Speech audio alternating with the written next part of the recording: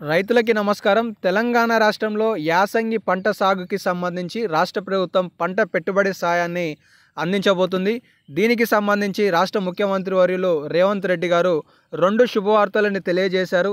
ఈరోజు తెలంగాణ రాష్ట్రంలో 30 డిసెంబర్కి సంబంధించి రైతు భరోసా విశేషాలేంటి, ఎవరెవరి ఖాతాలలో ఎప్పుడు ఎంత జమ కాబోతుంది, ఎంత పట్టా కలిగిన వారికి ఏ రోజున నిధులు రాబోతున్నాయనే జబర్దస్త్ లేటెస్ట్ గుడ్ న్యూస్ అప్డేట్లు ఈ వీడియోలో స్పష్టంగా, వివరంగా, క్లుప్తంగా మనం తెలుసుకుందాం. మీ ముందుకి సమాచారం తీసుకొచ్చాను. మీరు వీడియోని చివరి వరకు చూసి పూర్తి స్థాయి సమాచారాన్ని స్పష్టంగా తెలుసుకోండి.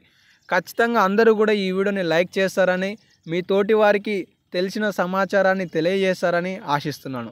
ఇక లేట్ చేయకుండా ఇవాల్టి అప్డేట్లోకి వస్తే, యాసంగి పంటకు రైతు భరోసా ఖచ్చితంగా ఎన్ని ఇబ్బందులున్నా ఇచ్చి తీరుతామని చెప్పేసి నిన్న బట్టి విక్రమార్క గారు సెక్రటేరియట్లో ఏదైతే సబ్ కమిటీ రైతు భరోసాపై నియమించారో ఆ కమిటీతో భేటీని అనేది ఏర్పరచడం జరిగింది.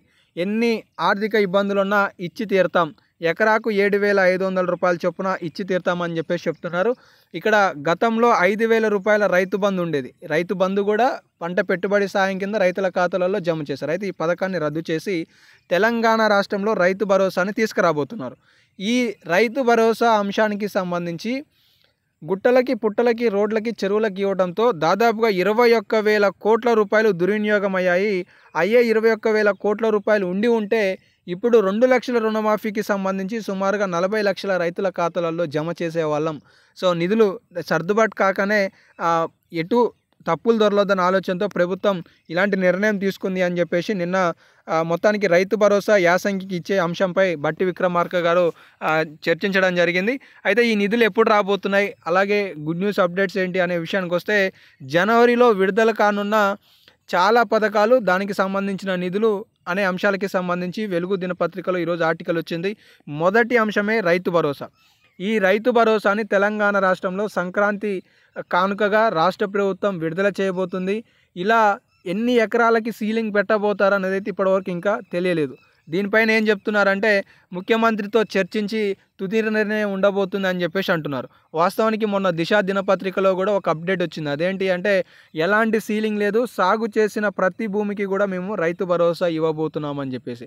సో 100కి 100%లో 90% వరకు అయితే సాగు చేసిన భూములకు ఉండొచ్చు, సీలింగ్ ఉండకపోవచ్చు అనేది తెలుస్తుంది. అంటే ఉదాహరణకు 10 ఎకరాలకి రైతు భరోసా 7,500 అనుకోండి, సుమారుగా 75,000 రూపాయలు జమ కాబోతున్నాయి. ఇలా 2 సార్లు 75,000 అంటే ఒక్క ఏడాదికి 2 పంటలకి ఇవ్వబోతున్నారనమాట. 1,50,000 రూపాయలు అనేవి మీ ఖాతాలలో నిధులు అనేవి జమ కాబోతున్నాయి. వీటిలో మొదటి జాబితా, మొదటి విడత యాసంగికి సంబంధించిన రైతు భరోసా అనేది సంక్రాంతికి విడుదల కాబోతుంది. అలాగే కొత్త రేషన్ కార్డులు, ఇందిరమ్మ ఇండ్లు అప్పుడే రాబోతున్నాయనే సమాచారానికి సంబంధించిన పూర్తి స్థాయి ఆర్టికల్ అయితే ఇక్కడ ఉందన్నమాట.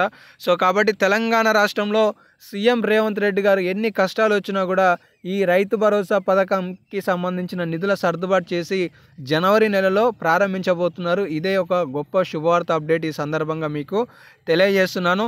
దీనికి సంబంధించి ఈరోజు కూడా ఇంకా కొన్ని లేటెస్ట్ అప్డేట్స్ వచ్చే అవకాశాలు ఉన్నాయి. సర్వే చేయబోతున్నారని, ఫీల్డ్ సర్వే చేసి అది బీడు భూమే లేదంటే పంట వేసారా లేదా అనే నిర్ధారణ చేసి రైతు భరోసాని ఇవ్వబోతున్నారనే అంశం కూడా తెరపైకి వస్తుంది.